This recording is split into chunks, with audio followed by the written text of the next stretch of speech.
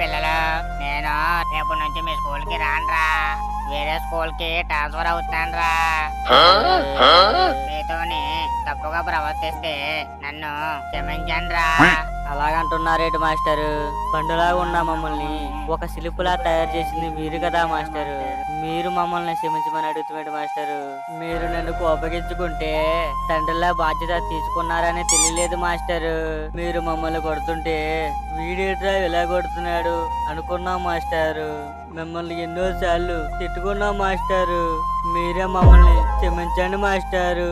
ఒరే అలాగనకండ్రా, మీరు చిన్నపిల్లలరా, మీకేమీ తెలియదురా. ఒకటి చెప్తాను వినండి. ఒక వస్తువు ఉన్నంత వరకు దాని విలువ తెలియదురా.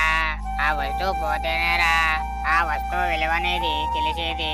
అలాగే మనిషి కూడా అంతేరా. మనిషి ఉన్నంత కాలం ఆడి విలువ తెలియదురా. వాడు పోయాకే ఆ విలువ అనేది తెలుస్తుందిరా.